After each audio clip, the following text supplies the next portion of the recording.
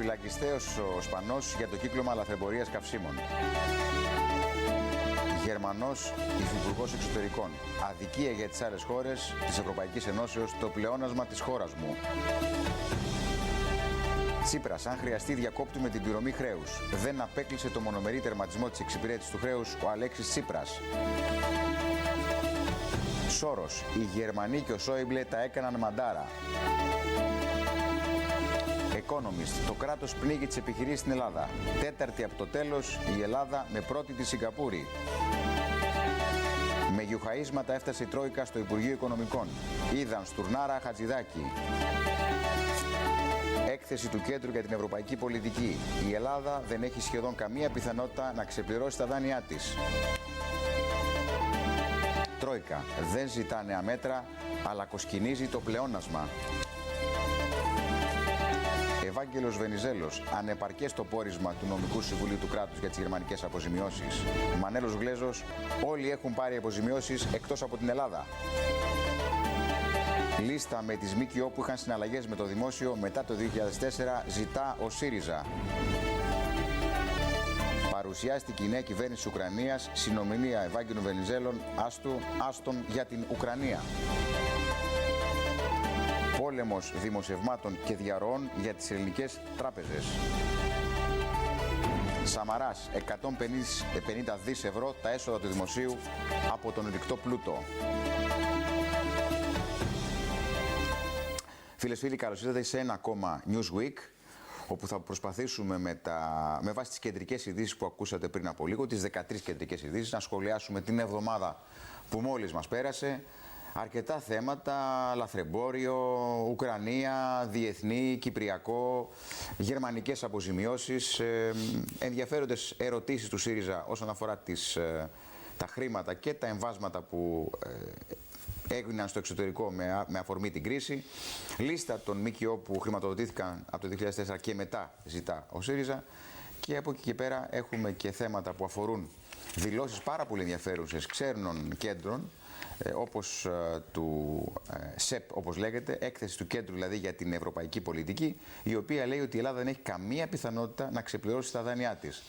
Από την άλλη, η Τρόικα δεν ζητά νέα μέτρα, τουλάχιστον μέχρι τώρα, αλλά ξεσκονίζει το πλεόνασμα, ήδη το έχει περικόψει περίπου στο μισό. Δήλωση του Σόρους χαρακτηριστική, του Σόρος είναι πάρα πολύ χαρακτηριστική, ότι ο Σόιμπλε και οι Γερμανοί τα έκαναν μαντάρα. Έτσι, μας δίνει τη διάσταση και αυτή ο Σόρος. Ενώ ο Economist λέει το αυτονόητο, το κράτος πνίγει τις επιχειρήσεις στην Ελλάδα. Δυστυχώς βρεθήκαμε τέταρτη από το τέλος από 150 χώρες όσον αφορά τη γραφειοκρατία. Και λέγεται ότι η Ελλάδα, όχι λέγεται, υπάρχουν στοιχεία ότι η Ελλάδα χάνει περίπου 25 δις το χρόνο από την γραφειοκρατία. Τρελό νούμερο, απίστευτο και όμως αληθινό. Από την άλλη, πάρα πολύ σημαντική δήλωση του Υφυπουργού Εξωτερικών. Εγώ θεωρώ την πιο σημαντική δήλωση διεθνούς παράγοντα στην εβδομάδα που μας έφυγε και αφορά φυσικά το γεγονός ότι είναι αδικία για τις άλλες χώρες της Ευρωπαϊκής Ενώσεως το πλεόνασμα της Γερμανίας. Μπράβο στον Υφυπουργό Εξωτερικών της Γερμανίας που λέει κάτι τέτοιο. Δυστυχώς δεν τα λένε οι δικοί μας και τα λένε οι ξένοι. Επίσης, στην ίδια κατεύθυνση η δήλωση Τσίπρα, μακάρι να εφαρμοστεί και να μην τα λέει τώρα και μετά, αν γίνει πρωθυπουργός θα ξεχάσει. Εάν χρειαστεί διακόπτουμε, λέει, την πληρωμή χρέους, δεν απέκλεισε τον μονομερή τερματισμό της εξυπηρέτησης του χρέους ο Αλέξης Τσίπρας. Μακάρι να συμβεί κάτι τέτοιο εφόσον χρειαστεί. Απευχόμαστε να χρειαστεί κάτι τέτοιο, αλλά αν χρειαστεί, επειδή πάνω απ' όλα είναι η ευημερία των πολιτών και όχι η ευημερία των αριθμών και ο μονεταρισμός που ακολουθείται, μακάρι να εφαρμοστεί ως επιλογή και αυτό, αγαπητοί φίλοι. Λοιπόν, θα περάσω σήμερα να σας παρουσιάσω δύο εκλεκτούς καλεσμένους. Είναι στο χώρο της δημοσιογραφίας πολλά χρόνια. Ο καθένας στον τομέα του έχει πολύ μεγάλο όνομα και το έχει κάνει από την εμπειρία του, από τον τρόπο με τον οποίο πραγματεύεται τις εξελίξεις και τις ειδήσεις. Και με μεγάλη χαρά περνάω να σας παρουσιάσω αφενός τον αγαπητό φίλο Γιάννη Τολιάρο. Γιάννη, καλώς ήρθες στην εκπομπή. Καλησπέρα. Και παρακολουθούμε με πολύ ενδιαφέρον τις εξελίξεις και την παρουσία σου και στα media και γενικότερα και στα social media, αλλά και στα media και στο ραδιόφωνο. Βγάζεις κάθε φορά ειδήσεις με το δικό σου τρόπο και χαιρόμαστε που έχουμε σήμερα στην εκπομπή να σχολιάσουμε την εβδομάδα που έφυγε. Να είστε καλά, εγώ χαίρομαι πολύ που είμαι εδώ. Και έχουμε επίσης μαζί μας και τον αγαπητό δημοσιογράφο, τον Χρήστο τον Μαλασπίνα, ο οποίος είναι πολλά χρόνια δημοσιογράφος και εξειδικεύεται στα θέματα ομογενειακού τύπου.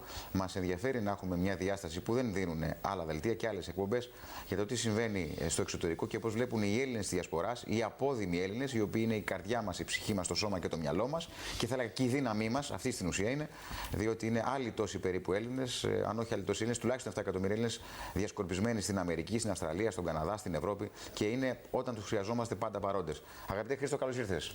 Καλώς σας βρήκα, ευχαριστώ για την πρόσκληση. Να σε καλά. Λοιπόν, Γιάννη, ας μπούμε λίγο να σχολιάσουμε, όπως προανέφερα, στην εβδομάδα που μας πέρασε, πέρα από την δήλωση τη σημαντική που έκανε ο Υφυπουργός Εξωτερικών, ο Ροθ, που λέει ζητάω συγγνώμη από τις χώρες της Ευρωζώνης για το γεγονός ότι η χώρα μου έχει πλεόνασμα και στην ουσία παραδέχεται έμεσα αλλά σαφώς ότι το πλεόνασμα αυτό φτιάχτηκε από τις πολιτικές των μνημονίων και τις πολιτικές που ακολουθούν εις βάρος των λαών της Ευρώπης και κυρίως του Νότου, των λαών του Νότου.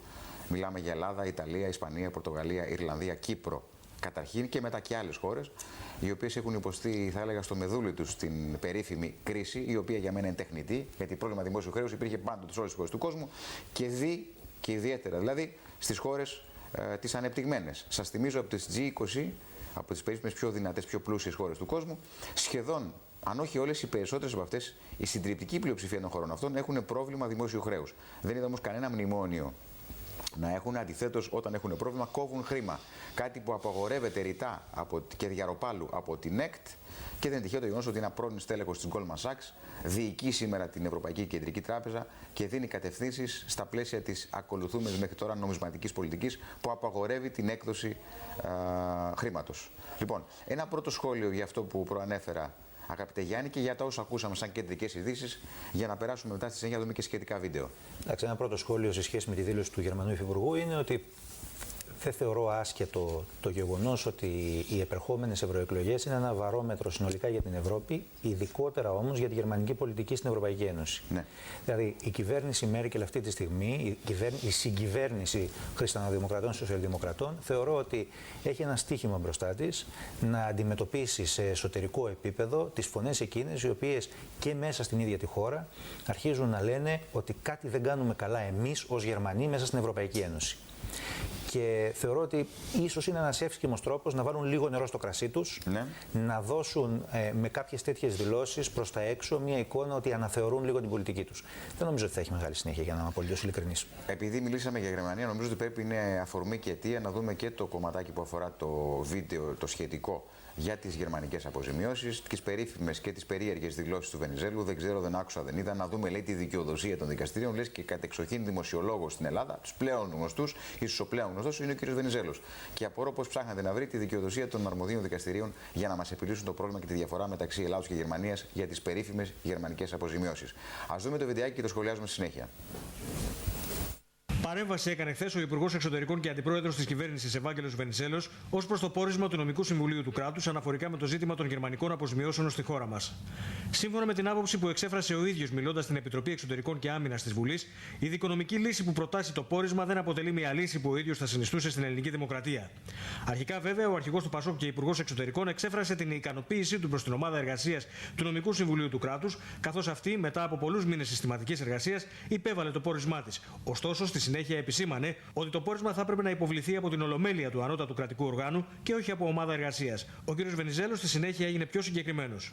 Πρέπει να μας πει το αρμόδιο κρατικό όργανο αν έχουμε αξιώσεις που είναι ενεργές, αν αυτές προσδιορίζονται, αν είναι ορισμένες, δηλαδή και διεκδικήσιμες, και να δούμε αν έχουμε δικονομικό πλαίσιο προκειμένου να προβάλλουμε αξιώσεις, αν υπάρχει δηλαδή αρμόδιο δικαστήριο που θα μπορούσε να επιληφθεί.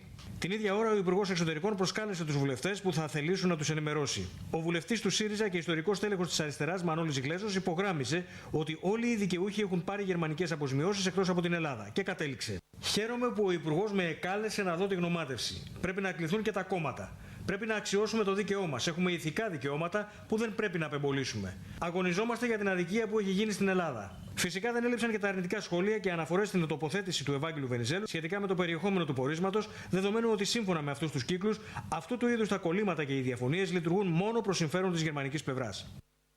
Γιάννη, ένα μικρό σχόλιο σε παρακαλώ σε αυτό, γιατί. Ένα μικρό σχόλιο για να το ανοίξουμε λίγο.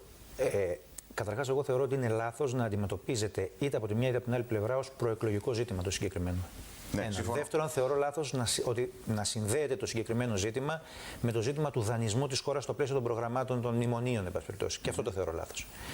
Τρίτον, νομίζω ότι θα πρέπει να υπάρξει μια κεντρική στρατηγική, η οποία δεν μπορεί να υπόκειται σε μικροκομματικούς χειρισμούς, για να δοθεί επιτέλους μια λύση σε αυτό το ζήτημα. Από τη στιγμή που το ζήτημα είναι ανοιχτό, από τη στιγμή που όλοι αποδέχονται ότι είναι ανοιχτό το ζήτημα, νομίζω ότι είναι θέμα πολιτικής βούλησης να δοθεί και μια λύση. Συμφωνώ απολύτως μαζί σου. Θέλω ένα σχόλιο, Χρήστο. Οι Έλληνες του εξωτερικού ακούνε πολλά για τις γερμανικές αποζημιώσεις, ακούνε για τα περίφημα χρήματα που μας χρωστάνε και πολλά. Ο Ντελπλά, ο νούμερο 1 παράγοντας τραπεζίτης στον κόσμο, ο οποίος ήταν και σύμβουλος του Σαρκοζή, αναφέρει ότι τα χρήματα που χρωστούν οι Γερμανοί στους Έλληνες είναι περίπου στα 452 δισεκατομμύρια ευρώ. Μιλάμε για τεράστιο νούμερο. Λοιπόν, και δεν βλέπω κάτι πια ουσιαστική εξέλιξη στη διαπραγμάτευση ή έστω στην τιτλοποίηση των απαιτήσεων αυτών για να συνυπολογιστούν στο δημόσιο χρέος. Πες μου πώς βλέπουν καταρχήν οι Έλληνες του εξωτερικού και φυσικά και η εμπειρία που από τα συγκοινωνικά δοχεία Έλληνες του εξωτερικού, απόδημοι και Έλληνες εδώ στην επικράτεια που ζουν στην Ελλάδα, ποιες είναι οι αποκλίνουσες σχέσεις, τι πιστεύουν οι Έλληνες και ποια είναι η θέση δικιά σου? Νομίζω ότι το βασικό πρόβλημα, και έτσι το βλέπουν οι Έλληνες του εξωτερικού, είναι ότι η Ελλάδα διεκδικεί σε εισαγωγικά τις γερμανικές αποζημιώσεις με τον ίδιο τρόπο που διεκδικεί πάλι σε εισαγωγικά την επιστροφή των γλυπτών του Παρθενώνα. Απολύτως εύστοχο αυτό που λες. Θέλω να πω δηλαδή ότι εμείς δεν προβάλλουμε το αίτημά μας με τρόπο σταθερό, αδιαπραγμάτευτο, αξιόπιστο, μέσα βεβαίως στα πλαίσια της διεθνούς νομιμότητος και όλα αυτά τα συναφή. Δίνουμε την εντύπωση ότι παρακαλούμε, ότι ζητιανεύουμε τις γερμανικές αποζημιώσεις. Δεν θέλουμε στην ουσία να διεκδικήσουμε με στόχο, με στρατηγική, έτσι, και με πείσμα αυτό που μας αναλογεί. Φοβόμαστε να το κάνουμε, προφανώς. Κάποιος λόγος υπάρχει. Θέλουν οι Έλληνες οι απόδημοι να επιμείνουμε στο κομμάτι που αφορά τις γερμανικές αποζημιώσεις? Βεβαίως και θέλουν να επιμείνουν στο κομμάτι που αφορά τις γερμανικές αποζημιώσεις. Η Ελλάδα υπέστη πολλά, η Ελλάδα έχασε πολλά, καταστράφηκε η Ελλάδα. Υπάρχουν χωριά τα οποία ισοπεδώθηκαν από τους γερμανικούς βομβαρδισμούς.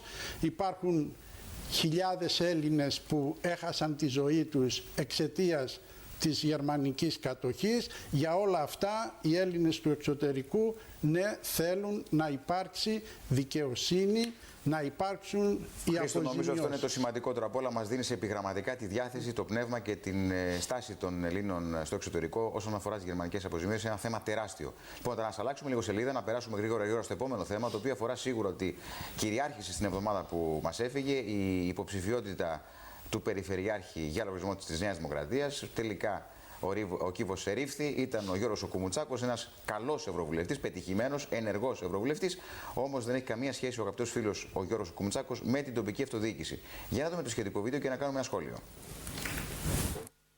Της νέου υποψηφίου για την περιφέρεια Αττικής στρέφεται πλέον η Νέα Δημοκρατία μετά το ναυάγιο στο οποίο κατέληξαν οι αλλεπάλληλες προσεγγίσεις με τον Δήμαρχο Περιστερίου, Ανδρέα Παχατουρίδη. Η ηγεσία της Συγκρού αναζητά εναγωνίως ένα πρόσωπο ικανό να σταθεί απέναντι στην υποψηφιότητα της Ρένας Δούρου, ενώ σε περίπτωση αδιεξόδου η πιθανότητα να δοθεί γραμμή για σιωπηρή στήριξη στον ιν Περιφερειάρχη Γιάννη Σγουρό είναι παραπάνω από μεγάλη. Χωρίς όμως συμφωνία έληξε και η συνάντηση μεταξύ εκπροσώπων Πασόκ και Δημάρ που έγινε στη Θεσσαλονίκη για το πρόσωπο που θα διεκδικούσε την περιφέρεια Κεντρικής Μακεδονίας με τη στήριξη της λεγόμενης κεντροαριστεράς. Το όνομα του Γιάννη Μπόλαρη, που προτάθηκε από το κόμμα της Δημοκρατικής Αριστεράς, δεν έγινε αποδεκτό από τη Χαριλάου Τρικούπη. Συγκεκριμένα, ο πρώην Υπουργός Γιάννης Μαγκριώτης δήλωσε πως το Πασόκ θα μπορούσε να συμφωνήσει σε ένα πρόσωπο από τη Δημάρ ή και εκτός Δημάρ, αλλά όχι και αυτό του Γιάννη Μπόλαρη, ο οποίος πλέον βρίσκεται εκτός Πασόκ.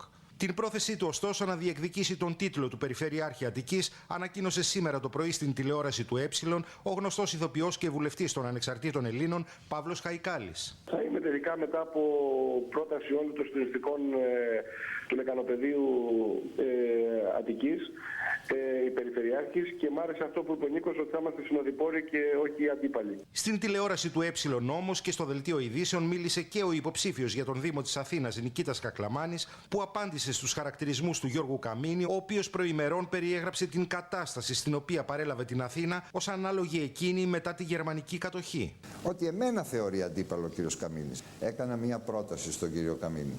να προχωρήσουμε οι δυο μας στην Αθήνα, εγώ να του δείξω τα έργα της δική μου δημαρχίας και εκείνος να μου δείξει τα έργα της δικής του. Εδώ είναι τα πεπραγμένα του κυρίου Καμίνη που τα παρουσίασε πριν 15 μέρες. Δεν υπάρχει ούτε μία φωτογραφία ενός έργου. Όσον αφορά το θέμα του οικονομικού πλεονάσματος του Δήμου, στο οποίο ο Γιώργος Καμίνης συχνά αναφέρεται, αφήνοντας μάλιστα αιχμές για την προηγούμενη Δημοτική Αρχή, ο Νικήτας Κακλαμάνης απάντησε. Εγώ παρέδωσα τον κύριο Καμίνη με επίσημο χαρτί από τους Μούντις πιστοληπτικής ικανότητος Α. Μεγαλύτερο από την κεντρική κυβέρνηση. Αλλά δεν είναι λόγο καλύτερης διαχείρισης στο ηλεκτρολογικό του Δήμου να σας πει ο Διευθυντής αν υπάρχει μία λάμπα. Μόλις εξαντλήθηκαν οι λάμπες που είχα αφήσει εγώ ως απόθεμα, δεν αγοράστηκε μία λάμπα. Εν τω μεταξύ, όλο και πιο κοντά στην αποδοχή του χρήσματος για το Δήμο του Πειραιά βρίσκεται ο Βασίλης Μιχαλολιάκος, ο οποίος ωστόσο προκάλεσε αίσθηση με δηλώσεις του σήμερα, λέγοντας πως εμπιστεύεται μεν τον Πρωθυπουργό, αλλά όχι και τη Νέα Δημοκρατία. Εγώ εμπιστεύομαι τον Αντώνη τον Σαμαρά ως Πρωθυπουργό της χώρας. Δεν εμπιστεύομαι την δυνατότητα που έχει η σημερινή Νέα Δημοκρατία να ανταποκριθεί στις ανάγκες του μέλλοντος. Θέλει να ξανασυνδεθεί με την κοινωνία και με τη νέα γενιά. Τώρα, αν δεν μπορεί όμως ο Σαμαράς να συνδέσει τη Νέα Δημοκρατία με την κοινωνία και με τη νέα γενιά, ποιος θα τη συνδέσει, κύριε Μιχαλολιάκο? Και με το χωροφύλακα και με τον αστιφύλακα δεν γίνεται. Πρέπει να πάρετε θέση. Λοιπόν, ένα σχόλιο, Γιάννη, σε αυτά που ακούσαμε. Βέβαια, να πω ότι το βιντεάκι ήταν, εννοείται, καταγράφεται από τη Δευτέρα μέχρι και την Παρασκευή, τι έχουμε ακούσει. Δεν είχε επίσημα δοθεί το όνομα του Γιώργου του Κουμουτσάκου. Θέλω και ένα σχόλιο και για το όνομα και για τα όσα ακούσαμε. Τώρα, όσον αφορά το όνομα του Γιώργου Κουμουτσάκου, το σχόλιο μου θα ήταν ότι όταν έχεις τον κορυφαίο ευρωβουλευτή του Ευρωπαϊκού Λαϊκού Κόμματος βάσει αξιολόγησης, πηγαίνει ο αρχηγός του κόμματός του και τον βλέπει στο Στρασβούργο 3 μήνες πριν από τις ευρωεκλογές, είναι το δυνατό του χαρτί στην Ευρωβουλή και τον ανακοινώνει ως υποψήφιο περιφερειάρχη Αττικής. Σωστό. Κάτι. Νομίζω ότι έδωσες πολύ σωστή διάσταση. Έχεις κάνει πολύ σωστή διάσταση. Με ποια έννοια το λέω? Στις παρατηρήσεις σου. Σαν προσωπικότητα, ο Γιώργος Κουμουτσάκος, για να παρεξηγηθώ, είναι εξαιρετική. Έτσι, μια εξαιρετική περίπτωση. Και εγώ ακριβώς μια εξαιρετική περίπτωση. Ναι. Αλλά θα έλεγα ότι στην παρούσα φάση, με το διακύβευμα που θέλει να πει ο Πρωθυπουργός ότι υπάρχει στις επικείμενες ευρωεκλογές, θα ήταν ένα πολύ ισχυρό χαρτί στο ευρωψηφοδέλτιό του. Την επιστροφή του στην Αθήνα, στην Ελλάδα, με αυτόν τον τρόπο και την υποψηφιότητά του στην περιφέρεια Αττικής, ομολογώ ότι δεν μπορώ να την καταλάβω ακριβώς. Νομίζω κανείς δεν μπορεί να την καταλάβει, από τουλάχιστον πόσο ασχολείται πολλά χρόνια τώρα στα κοινά. Μόλον ένας άνθρωπος ο οποίος πιστεύω ότι έχει δυνατότητες για να προσφέρει οπουδήποτε, αυτή τη στιγμή δεν μπορώ ακριβώς να αποκρυπτογραφήσω τι σηματοδοτεί αυτή η υποψηφιότητα. Πάντως πρέπει να πούμε το εξής: ότι η Νέα Δημοκρατία, δεδομένου ότι στη Β' Αθηνών δεν θα πάει καλά, αυτό δείχνουν όλες οι νομοτρήσεις, με δυσκολία θα κουμπίσει στο 15 με 18%, με πολύ μεγάλη δυσκολία.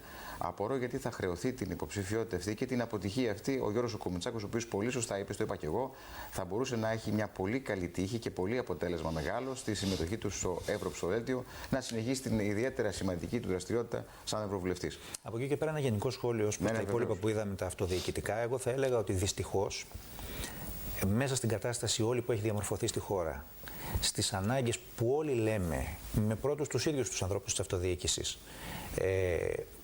που διαμορφώνεται και στο συγκεκριμένο χώρο, και τις ανάγκες που θα πρέπει να ζητούν οι πολίτες να καλυφθούν από τους αυτοδιοικητικούς αρχοντές τους μετά τις εκλογές, αυτό που βλέπουμε είναι ότι συνεχίζει η κεντρική πολιτική, τα κόμματα, να καπελώνουν την αυτοδιοίκηση. Έχεις απόλυτο δίκιο, είναι σημαντική διαπίστωση και νομίζω ότι κάτι τέτοιο δεν πρέπει να συμβαίνει, γιατί ο κόσμος θέλει τη μία Κυριακή να ψηφίσει για τοπικό άρχοντα, για δημοτικό άρχοντα ή για περιφερειακό άρχοντα, και την άλλη Κυριακή, για όσους δεν έχουν εκλεγεί, μάλλον για όσους έχουν ήδη εκλεγεί, να ψηφίσει στην Ευρωβουλή αμιγώς πολιτικά.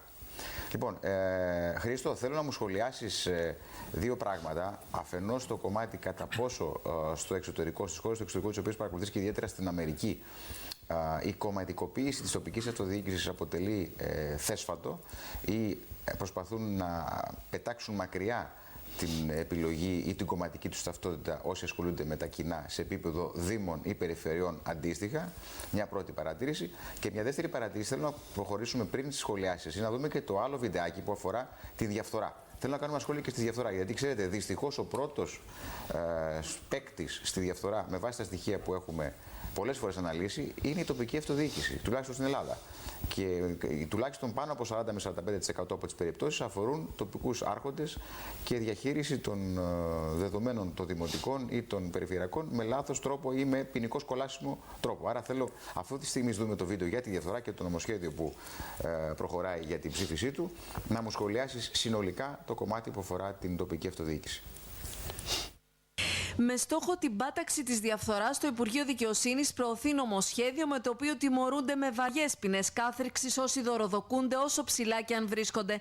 Είτε πρόκειται για πολιτιακό και πολιτικό αξιωματούχο, τον πρόεδρο της Δημοκρατίας και τον πρωθυπουργό, περιφερειάρχη ή δήμαρχο, η αντιμετώπιση θα είναι ίδια. Η ποινή που προβλέπεται στην περίπτωση που πιαστεί στην τζιμπίδα του νόμου θα είναι κάθριξη άνω των 5 ετών και πρόστιμα μέχρι 150.000 ευρώ. Με το νομοσχέδιο, το οποίο έχει δοθεί σε δημόσια διαβούλευση, αυστηροποιείται το νομοθετικό πλαίσιο που αφορά τόσο το δημόσιο όσο και τον ιδιωτικό τομέα, προκειμένου να τιμωρούνται όχι μόνο όσοι χρηματίζονται, αλλά και όσοι δωροδοκούν με αδικήματα σε βαθμό κακουργήματος από το πρώτο ευρώ. Την ίδια ώρα θα παρέχεται προστασία στους μάρτυρες που καταγγέλνουν περιστατικά διαφθοράς. Οι μάρτυρες δημοσίου συμφέροντος, όπως θα αποκαλούνται, θα προστατεύονται από πιθανολογούμενες πράξεις εκφοβισμού ή αντεκδίκησης, όπως και για τυχόν μηνύσεις σε βάρος τους. Στην περίπτωση που το συγκεκριμένο πρόσωπο εμπλέκεται στην υπόθεση και συνεργαστεί με τις αρχές, θα την χάνει ευνοϊκής ποινικής μεταχείρισης. Με το ίδιο νομοσχέδιο επιχειρείται για πρώτη φορά η πάταξη της διαφθοράς και στον ιδιωτικό τομέα. Ωστόσο, οι ποινές που προβλέπονται είναι επικέστερες από αυτές που προβλέπονται για δωροδοκούντες και δωροδοκούμενους στο δημόσιο, ενώ αντιμέτωποι με ποινικές συνέπειες θα είναι και οι μεσάζοντες. Για να δούμε τι θα προσφέρει ο νέος νόμος σχετικά με την αντιμετώπιση της δωροδοκίας. Με ενδιαφέρει να εστιάσω την προσοχή ότι θα δίνει αυστηρές οι ποινές και ακόμα για τον Πρωθυπουργό, για τον Πρόεδρο της Δημοκρατίας, για τους Περιφερειάρχες και για τους Δημάρχους. Ένα σχόλιο, Χρήστο, σε παρακαλώ.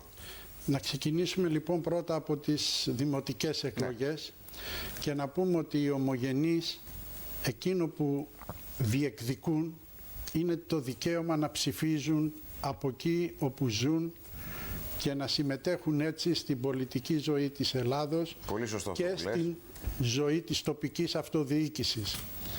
Αυτό είναι ένα βασικό πάγιο αίτημα των ομογενών. Έγινε μια προσπάθεια επί Καραμανλή να αλλάξει το Σύνταγμα. Δεν ψηφίστηκε από κανένα κόμμα, δυστυχώς. Έγινε μια προσπάθεια να ψηφιστεί ο νόμος ο οποίος προβλέπεται από το Σύνταγμα.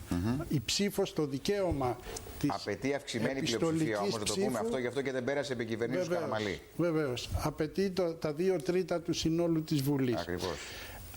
Σε ό,τι αφορά την κομματικοποίηση των δημοτικών εκλογών, οι ομογενείς γενικά δεν θέλουν τη λέξη κομματικοποίηση πουθενά.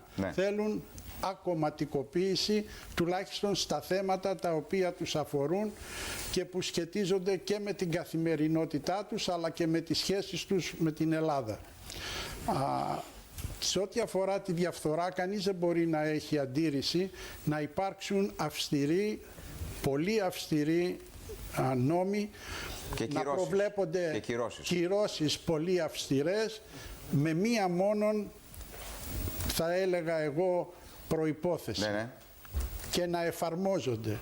Αυτό που λες έχει απόλυτο δίκιο. Στην Ελλάδα, δεν εφαρμόζεται, αυτονόητο η εφαρμογή των νόμων. Στην Ελλάδα δεν είναι που μας λείπουν οι νόμοι, δεν είναι που δεν έχουμε αυστηρούς νόμους, είναι που δεν εφαρμόζουμε τους νόμους. Βέβαια, η πολυνομία οδηγεί στην αντινομία και αυτό στην έλλειψη ουσιαστικής εφαρμογής των κανόνων δικαίου. Εγώ θέλω να σχολιάσει σε λίγο ο Γιάννης. Αυτή τη στιγμή είπαμε για διαφθορά. Φυσικά το θέμα το οποίο πέρασε και ήταν στην κεντρική επικαιρότητα από τη βδομάδα που μας έφυγε ήταν σίγουρα και η ΜΚΟ. Και η συμμετοχή σε αυτά, έστω και πολιτικός, ας κλείστηκε το μάτι του Βενιζέλου για τον Παπανδρέου, να το σχολιάσουμε αυτό, αφού στιγμή δούμε το βιντεάκι, γιατί και εκεί έχουν πολλά θέματα, πολλά χρήματα διακινούνται και τελικά ο κόσμος και πάλι είναι στην απέξω. Και κάποιοι εξειδικευμένοι, κάποιοι αρμόδιοι, είτε με τη μία κυβέρνηση είτε με την άλλη, επιχαίρουν και καρπούνται τα χρήματα των φορολογούμενων Ελλήνων πολιτών. Να δούμε το σχετικό βιντεάκι. Μπορεί η ομιλία του Γιώργου Παπανδρέου σε αποφύτους του Χάρβαρντ στο Ζάπιο να είχε τίτλο «Μετά το μνημόνιο τι», όμως ο πρώην Πρωθυπουργός επέλεξε να απαντήσει σε όσα μεσολάβησαν μέχρι το πρώτο μνημόνιο, αλλά και για τις ευθύνες των Ευρωπαίων που δεν έλεγξαν το τεράστιο χρέος της χώρας, αλλά και το έλλειμμα που είχε διαμορφωθεί ως το 2009. Η ηγεσία της Ευρώπης υιοθέτησε και προώθησε την λεγόμενη αυτή πρώτη αφήγηση. Για όλα αυτά η Ελλάδα, για όλα αυτά η περιφέρεια.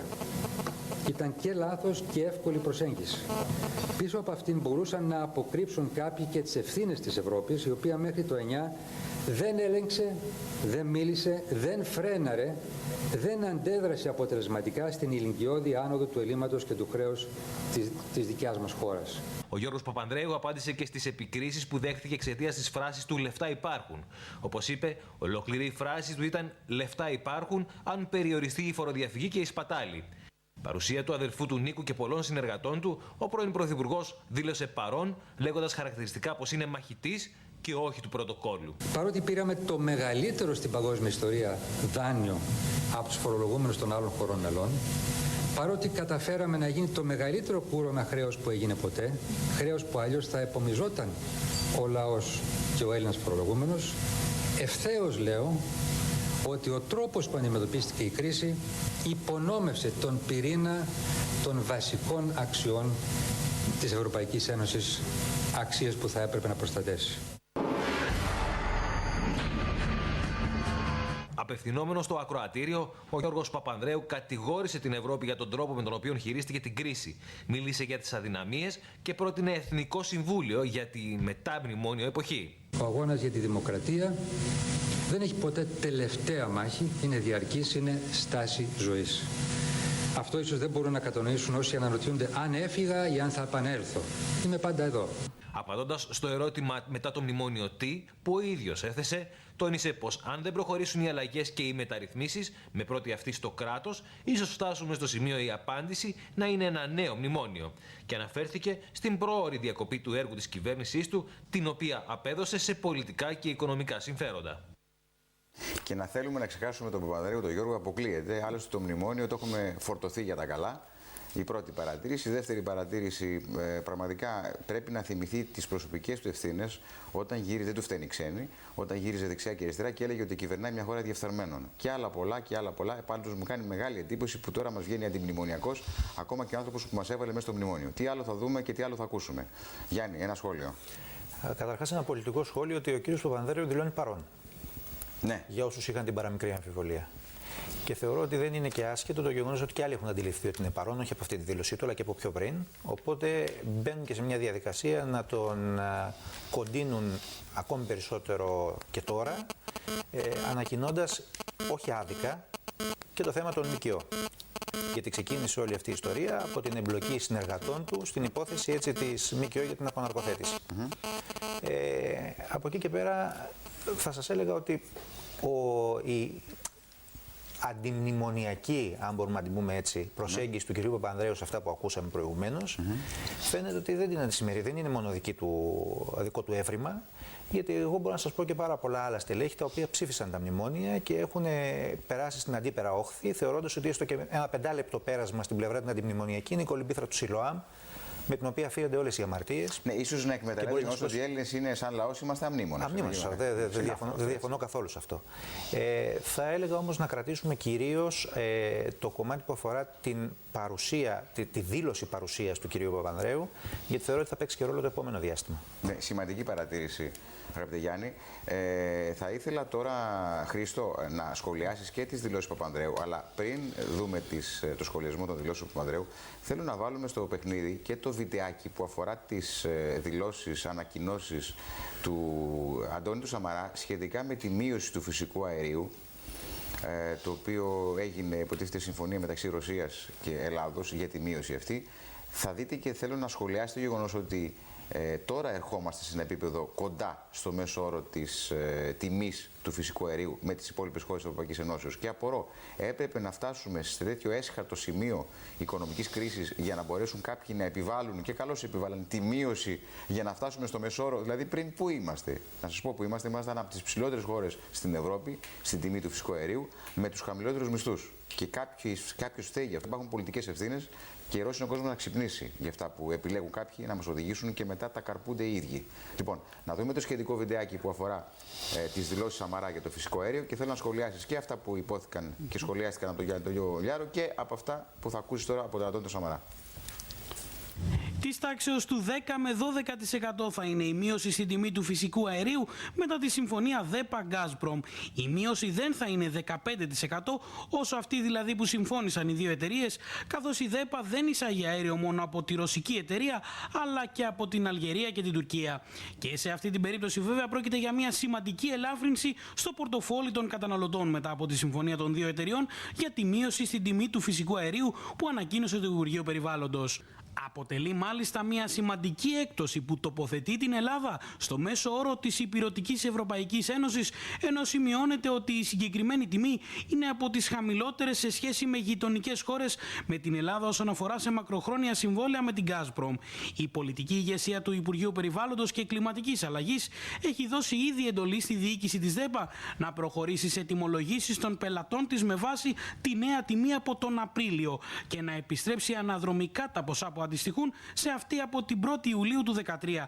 Αυτό δεν θα γίνει σε μετρητά, αλλά υπό τη μορφή εκτόσεων. Παράγοντες της αγοράς εκτιμούν ότι οι εκτόσεις θα γίνουν ορατές στους λογαριασμούς από τον Απρίλιο, καθώς πληροφορίες αναφέρουν ότι η νέα σύμβαση θα υπογραφεί στα μέσα Μαρτίου και αφού πρώτα εγκριθεί από το Διοικητικό Συμβούλιο και τη Γενική Συνέλευση των Μετόχων της ΔΕΠΑ. Η συμφωνία έχει σε πρώτη φάση ισχύ μέχρι και το 2016, με επέκταση για άλλη μία δεκαετία και επιπλέον υπάρχει δυνατότητα που διασφαλίστηκε από τις διαπραγματεύσεις για 2 νέες αναθεωρήσεις με την πρώτη έπειτα από 2 χρόνια.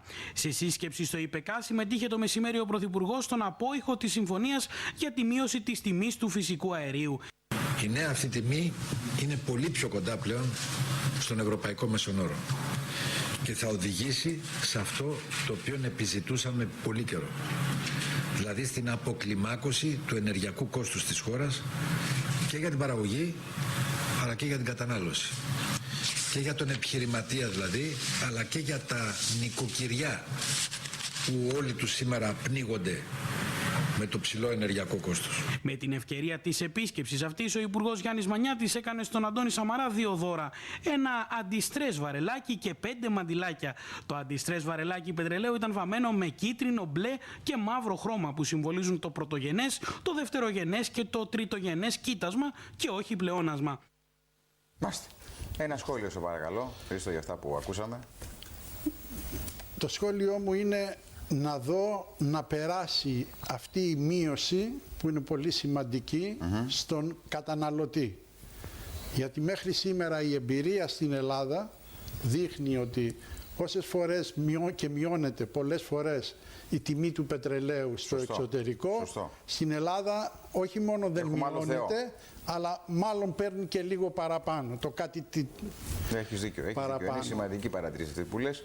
Δεν ξέρω τι φταίνε γι' αυτό. Οι στρεβλώσεις αγοράς, κάποιοι που πλουτίζουν εις βάρος των πολιτών. Φταίει σίγουρα όμως το κράτος, το οποίο δεν έχει εκείνους τους μηχανισμούς αναπτύξει ή ενεργοποιήσει, ώστε αυτή η οποιαδήποτε ελάφρυνση ή μείωση της τιμής είτε του φυσικού αερίου είτε του πετρελαίου να έχει άμεσο αντίκτυπο στα νοικοκυριά. Γιατί πραγματικά, πολύ σωστή παρατήρηση, δεν είναι αυτονόητο πλέον να συμβεί κάτι τέτοιο. Ακριβώς.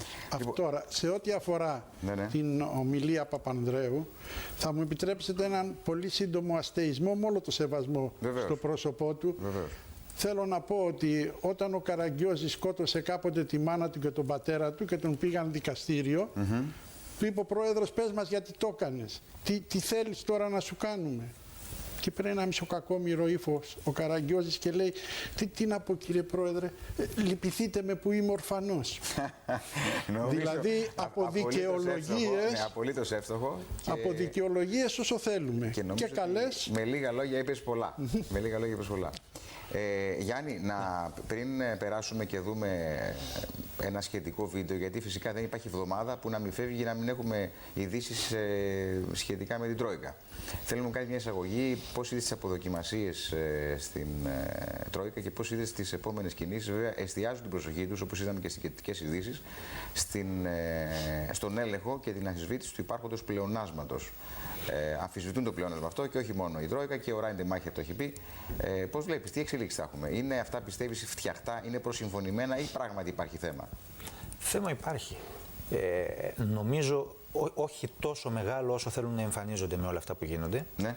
Να εμφανίζεται, αλλά θέμα υπάρχει. Από εκεί και πέρα νομίζω ότι το ένα κρίσιμο σημείο είναι η 10η Μαρτίου, όταν θα έχουμε μια πρώτη εικόνα του πού θα κινείται το πρωτογενές πλεόνασμα και ακόμη πιο σημαντική ημερομηνία είναι 23 Απριλίου, που εκεί πλέον θα κατασταλάξει και η Ελληνική Στατιστική Αρχή και ενδεχομένως θα το αποδεχθεί και η Ευρωπαϊκή Ένωση για το ακριβές ποσό του πρωτογενούς πλεονάσματος, από το οποίο θα εξαρτηθούν και στη συνέχεια οι εξελίξεις. Θεωρώ ότι φαίνεται πως έχει καλυφθεί ένα μεγαλύτερο μέρος των διαφωνιών που υπήρχαν ανάμεσα στις δύο πλευρές από αυτό που παρουσιάζεται. Θα υπάρξει κάποια συμφωνία, κυρίως θα υπάρξει γιατί πιστεύω ότι η πολιτική βούληση σε επίπεδο Ευρώπης είναι να μην μείνουν τέτοιες εκκρεμότητες με την έναρξη της προεκλογικής περίοδου για τις ευρωεκλογές. Νομίζω έχεις απόλυτο δίκιο. Βέβαια, αυτή τη στιγμή μου λες ότι 23 Απριλίου θα είναι κρίσιμη περίοδος. Μάλλον θα βοηθήσει και ο Άγιος Γεώργιος ο Τροπεοφόρος που γιορτάζει τον Απρίλιο, την ημέρα εκείνη, για να μπορέσουμε να έχουμε επιτέλους μια νέα συμφωνία, η οποία για μένα είναι προσυμφωνημένη, αλλά εν πάση περιπτώσει είναι και τα παιχνίδια πολιτικά που πρέπει να δείξουν για να κερδίσουν εντυπώσεις ευρωεκλογές. Και σε κάθε περίπτωση, νομίζω ότι το επόμενο κρίσιμο ζήτημα, αυτό που θα πρέπει να απασχολεί κατά βάση την κυβέρνηση αλλά και τους δανειστές μας, είναι η διαχείριση του χρέους και όχι το τι θα γίνει με τις επόμενες δόσεις. Οι επόμενες δόσεις προφανώς θα δοθούν. Συμφωνώ πολύ μαζί σου. Να δούμε λίγο το σχετικό με το όποιο για την Τρόικα και θα επανέλθουμε.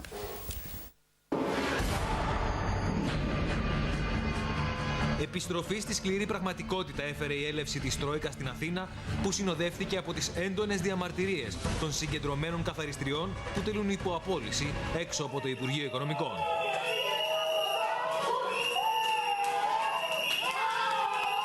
Με το καλημέρα, το πρωτογενές πλεόνασμα από το 1,5 δισεκατομμύριο ευρώ που θεωρούσε η ελληνική κυβέρνηση πως θα φτάσει, προσγειώθηκε απότομα στα 813 εκατομμύρια ευρώ. Ο Πολ Τόμψεν και οι υπόλοιποι ελεγκτές των δανειστών αποδομούν ένα-ένα τα ελληνικά επιχειρήματα, ξεκινώντας από τις προτάσεις σε ό,τι αφορούσε στο γάλα, στο ψωμί, στα φάρμακα και στα βιβλία, όπου οι Έλληνες υπουργοί εισέπραξαν ένα μεγαλοπρεπέστατο όχι. Το πρωί, η αποστολή της Τρόικα είχε συνάντηση με τον Υπουργό Εργασίας Γιάννη Βρούτση στο Υπουργείο Οικονομικών με θέμα την απελευθέρωση των απολύσεων και τη μείωση στις ασφαλιστικές εισφορές. Σύμφωνα με πληροφορίες, οι δύο πλευρές βρίσκονται κοντά, με αποτέλεσμα στέλεχος του Υπουργείου να σημειώνει με νόημα. Είμαστε σε καλό δρόμο. Ελπίζουμε στη σύγκληση. Το αγκάθι στη διαπραγμάτευση έχει να κάνει με την τρύπα που θα επιφέρει μια μείωση των εργοδοτικών εισφορών στα ασφαλιστικά ταμεία που υπολογίζεται γύρω στα 700 εκατομμύρια ευρώ. Η ελληνική πλευρά ζητά το μέτρο να εφαρμοστεί ως τον Ιούλιο, ώστε να αποδώσει με την αύξηση στην απασχόληση και την ανταγωνιστικότητα. Το Υπουργείο προτείνει η μείωση να αφορά κατά το 1 τρίτο τις εισφορές των εργαζομένων και κατά τα 2 τρίτα τις εισφορές των εργοδοτών. Η Τρόικα θέλει όλη η μείωση να προκύψει από τις εισφορές των εργοδοτών. Σύμφωνα με πληροφορίες, πιθανή αστοχία στα έσοδα των ταμείων θα καλυφθεί από το Υπουργείο Οικονομικών. Σε ό,τι αφορά στην απελευθέρωση των απολύσεων, η Τρόικα φαίνεται ότι επιμένει σε νομοθετική ρύθμιση για την κατάργηση του δικαιώματος του εκάστοτε Υπουργού Εργασίας να απορρίπτει το αίτημα επιχειρήσεων για μαζικές απολύσεις. Η ελληνική πλευρά υποστηρίζει ότι με την ενίσχυση του ρόλου του Ανώτατου Συμβουλίου Εργασίας θα λυθεί πρακτικά το θέμα, χωρίς να απαιτηθεί νομοθετική ρύθμιση, με την οποία άλλωστε διαφωνεί το ΠΑΣΟΚ.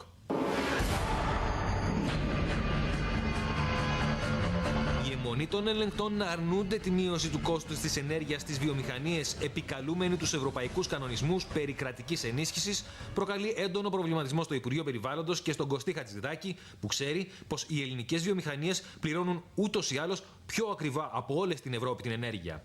Αυτό είπε στους ελεγκτές της Τρόικας, που δεν δέχονται ούτε να ακούσουν για πιο φθηνή ενέργεια.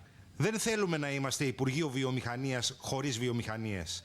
Με 27% ανεργία δεν μπορεί να είμαστε εμείς που υπονομεύουμε τον ανταγωνισμό. Σίγουρα θα υπάρχουν φόρμουλες. Την ώρα που έχει ήδη προκληθεί μεγάλος προβληματισμός από το δημοσίευμα των Financial Times, που ανεβάζει την ανάγκη επαναχρηματοδότησης των 4 συστημικών τραπεζών στα 20 δις ευρώ από τα 5 που υπολογίζει η ελληνική πλευρά, η γερμανική εφημερίδα De Welt μιλά για σχέδιο της γερμανικής ηγεσίας για χαλάρωση του προγράμματος προς την Ελλάδα σε περίπτωση που απαιτηθεί νέο δάνειο. Αντί να δίνουν λίστα με περισσότερα από 100 μέτρα που πρέπει να ληφθούν, οι διεθνείς πιστωτές θα μπορούσαν να δώσουν στην ελληνική κυβέρνηση 20 στόχους να πετύχει. Οι Έλληνες θα μπορούν τότε να αποφασίσουν μόνοι τους ποια μέτρα να πάρουν για να πετύχουν τους στόχους αυτούς. Την Πέμπτη, η Τρόικα θα έχει συνάντηση με το διοικητή της Τράπεζας της Ελλάδος, Γιώργο Προβόπουλο, με θέμα τη χρηματοδότηση των ελληνικών τραπεζών.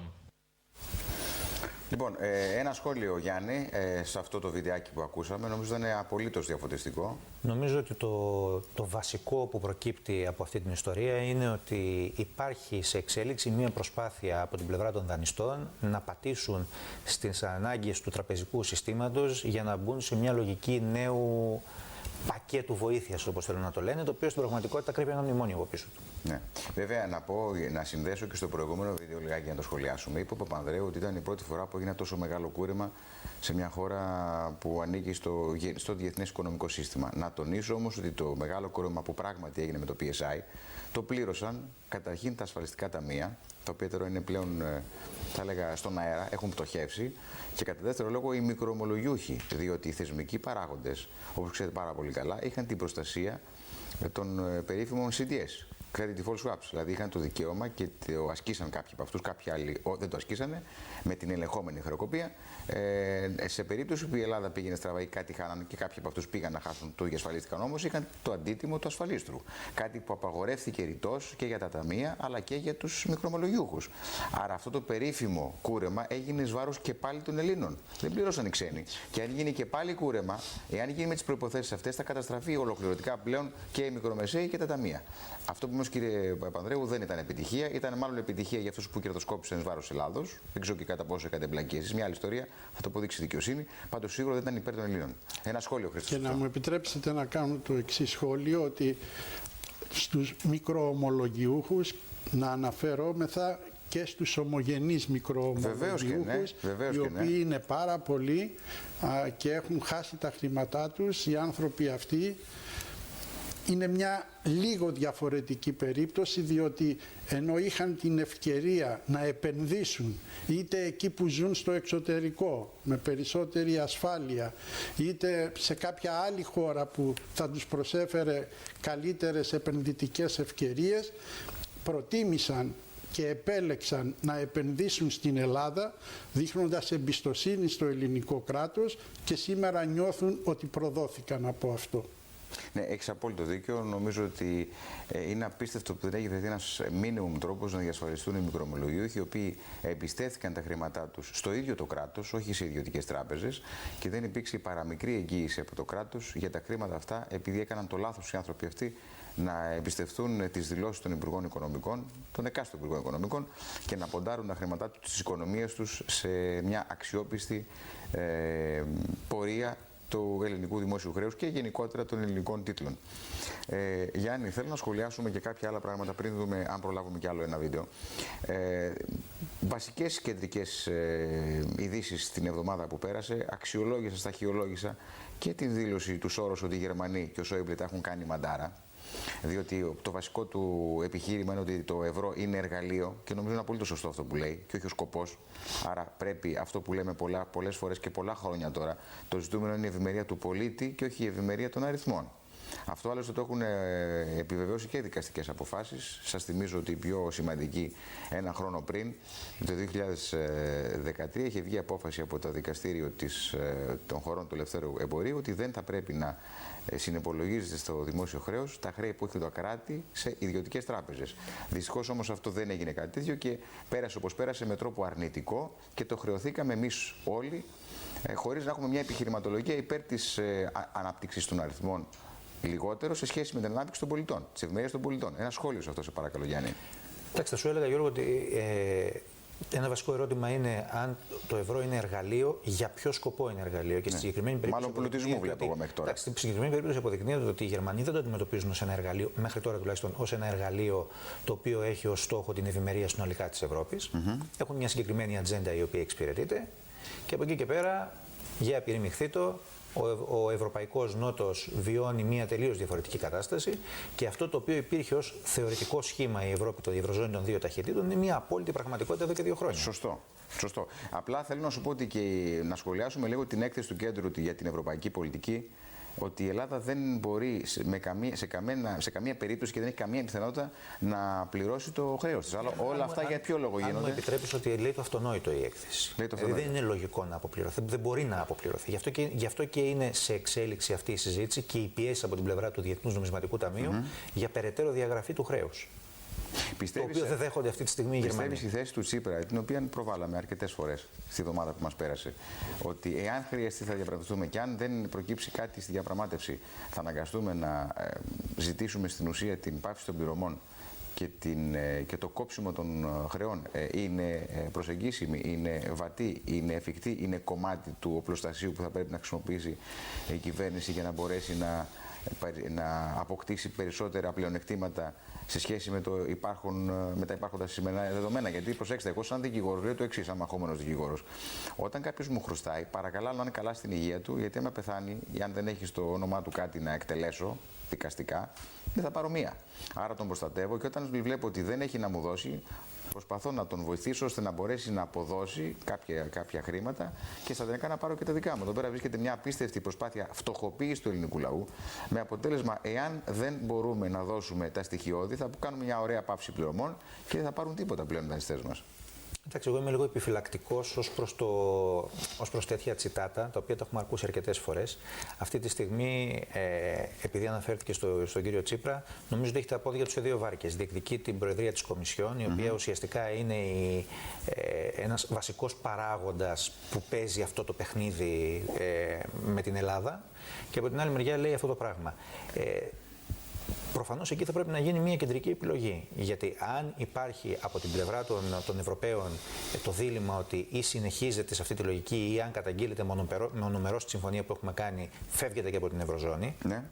Εκεί θα πρέπει να γίνει μια κεντρική επιλογή. Βέβαια, να πω ότι ο Μόντι και ο Ντράγκη είπαν και οι δύο μαζί ότι δεν τέθηκε ποτέ θέμα εξόδου της Ελλάδος από το ευρώ, το περίφημο Brexit, και αυτό το βάλανε οι αγορές. Το φυσικά οι αγορές είναι μια κουβέντα θέλουμε για το κομμάτι που αφορά αγορές. Γι' αυτό και λέω ότι είμαι επιφυλακτικός και αν τίθεται τέτοιο ζήτημα τέτοιο διλήμματος, σε κάθε περίπτωση σε μια διαπραγμάτευση θεωρώ ότι πρέπει να έχεις όλα τα χαρτιά στο τραπέζι. Πάντως η Bank of America, Γιάννη, και θα το σχολιάσει και ο Χρήστος αυτό, είχε δηλώσει ότι εφόσον υπάρχει πλεόνασμα στην Ελλάδα, εάν πράγματι υπάρχει πρωτογενές πλεόνασμα, εκείνοι που θα πρέπει πλέον να φοβούνται είναι οι δανειστές. Διότι το κράτος μπορεί, εφόσον έχει πλεόνασμα, να βγάζει τα προστοζήν. Έτσι, να δίνει μισθούς. Και είναι δήλωση του Bank of America. Δεν είναι μια δήλωση ούτε του Τσίπρα ούτε κάποιου φορέα. Από την άλλη μεριά, όμως, αν μου επιτρέψει και ένα σχόλιο, είναι ότι δεν νομίζω ότι έχει σταθεροποιηθεί σε τέτοιο βαθμό η ελληνική οικονομία που να προδικάζει η κατάστασή της ότι αυτό το πρωτογενές πλεόνασμα θα έχει βάθος χρόνου. Ναι. Άρα δεν μπορεί να αισθάνονται τόσο ασφαλείς. Εγώ θέλω να πω και κάτι άλλο, το οποίο θα το σχολιάσει και ο Χρήστος, γιατί έχουμε μόνο 2 λεπτά που μένουν. Ένα μικρό σχόλιο, Γιάννη, από εσένα σε αυτό που θα σου πω τώρα και μετά να κλείσει ο Χρήστος. Νομίζω ότι το ζητούμενο τελικά, το έχω πει πάρα πολλές φορές, το λέω άλλη μια φορά και φωνάζω, το λέω τώρα 4 χρόνια εντόνως κιόλας, δεν είναι η αλλαγή νομίσματος, η αλλαγή νομισματικής πολιτικής. Και η αλλαγή νομισματικής πολιτικής, η οποία δεν ακούω από κανένα κόμμα, ίσως είμαι από τους λίγους που φωνάζουν κάτι τέτοιο, σημαίνει πρακτικά, για να μιλάμε με αεροστολογίες, σημαίνει αφενός δικαίωμα κόψιματος ευρώ, κόψιμο χρήματος, είναι το περίφημο ευρωομόλογο, και αλλαγή της στενής νομισματικής πολιτικής που ακολουθείται σήμερα. Μα γι' αυτό, και αν μου επιτρέψει, αυτό είναι και το σχόλιο μου, γι' αυτό ξεκίνησα να λέω προηγουμένως για το αν το ευρώ είναι εργαλείο, για ποιο σκοπό εργαλείο είναι. Αν αποφασίσει λοιπόν η Ευρωζώνη, η Ευρωπαϊκή Ένωση, η Ευρωζώνη εν προκειμένου, ότι αυτό το εργαλείο θα το χρησιμοποιήσει για να ασκήσει μια διαφορετική νομισματική πολιτική, η οποία στόχο θα έχει την ευημερία των πολιτών σε όλη την Ευρώπη και όχι των 2 ταχυτήτων ή των περισσότερων, εκεί τότε μπορούμε να συζητάμε για αυτό το οποίο λέτε. Χρήστο, έχουμε μόνο λιγότερο από 1 λεπτό να κλείσεις και εσύ με το σχόλιο σε αυτά που είπαμε τώρα τελευταία. Να πω λοιπόν εγώ ότι σε ό,τι αφορά το τσιτάτο του κυρίου Τσίπρα, καλό είναι να γίνονται αυτά και να πέφτουν στο τραπέζι. Ο ελληνικός λαός έχει υποστεί μεγάλη ταλαιπωρία όλα αυτά τα 3-4 τελευταία χρόνια. Εάν του λέμε τέτοια ότι δεν θα χρωστάει τίποτε, θα σβήσουμε το χρέος, παλικαρίσια κλπ, σκέπτομαι με τρόμο τι θα συμβεί την ημέρα που θα διαπιστωθεί ότι δεν μπορεί να συμβεί αυτό, γιατί δεν έχει προηγούμενο, και ο ελληνικός λαός από την αγανάκτηση θα περάσει στην απόγνωση. Και στην Ουκρανία, για να έχουμε και αυτή την πλευρά και να κλείσουμε με αυτό, από απόγνωση γίνεται ό,τι γίνεται. Μάλιστα. Λοιπόν, να ευχαριστήσω τον Χρήστο Μαλασπίνα και τον Γιάννη τον Λιάρο. Εγώ να πω ότι έτσι είδαμε τις ειδήσεις την εβδομάδα που μας πέρασε εδώ στο Newsweek με τον Γιώργο Τονούλα. Να σε ευχηθώ ένα χαρούμενο και όμορφο τριήμερο. Να περάσετε καλά, να ξεφύγετε λιγάκι. Έχει και ντέρμπι την Κυριακή με τον Ολυμπιακό και τον Παναθηναϊκό. Και την Τρίτη θα είμαστε και πάλι εδώ πέρα δυνατά, όμορφα, ωραία, με ενέργεια, με ελπίδες και με προτάσεις. Να είστε καλά.